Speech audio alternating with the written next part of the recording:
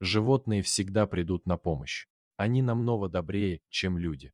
Дикие животные, которые по природе никогда бы не помогли человеку, но бывают исключения. Эта история началась в далеком 1998 году. На свет появилась девочка по имени Ксюша. Спустя 6 лет она пошла в школу. Живя в деревне, она поняла, что тут одни алкаши. У нее был друг Петя. У него был волк по кличке Вой. Однажды Ксюша пошла гулять, и возле Петиного дома на нее напали хулиганы. На крики прибежал Вой и распугал бандитов. Ксюша убежала домой. Как только Ксюша смогла собраться с мыслями.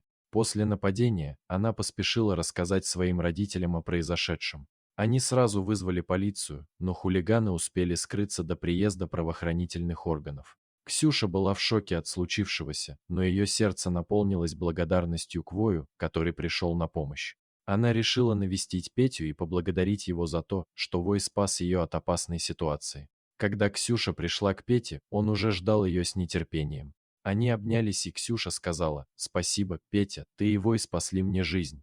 Петя скромно улыбнулся в ответ и сказал, что Вой всегда готов помочь ей защитить от любой опасности. С тех пор Ксюша и Петя стали неотделимыми друзьями. Каждый день после школы они проводили вместе время, гуляя по окрестным полям и лесам. Вой всегда сопровождал их, будто бы он был их надежной охраной. Вой был великолепным и преданным другом. Он помогал Ксюше и Пете не только в трудных ситуациях, но и в повседневной жизни. Когда Ксюша грустила или была не в настроении, Вой приходил и ласково нюхал ее руку, словно обнимая и успокаивая. Он никогда не требовал ничего взамен, лишь своим присутствием и добрым сердцем он дарил им чувство безопасности и любви. Со временем Ксюша и Петя подросли. Они переехали в большой город, чтобы получить лучшее образование и начать новую главу своей жизни. Вой остался в деревне, где его по-прежнему окружали люди, которые нуждались в его защите и заботе.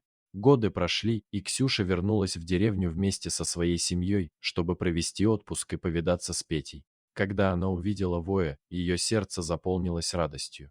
Она обняла его и сказала: «Ты всегда будешь нашим героем, Вой. Без тебя мы не смогли бы преодолеть некоторые трудности в жизни». Вой в ответ лизнул Ксюшу, будто бы подтверждая ее слова. Он все так же был верным и преданным другом, готовым всегда прийти на помощь. Животные всегда имеют особое место в сердцах людей.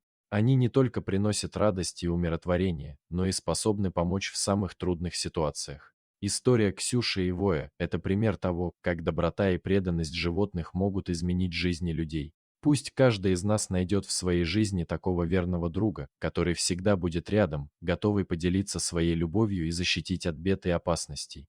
Дорогие друзья, если вам понравилось видео, поставьте лайк, а также подписывайтесь на канал, где найдете еще много интересного.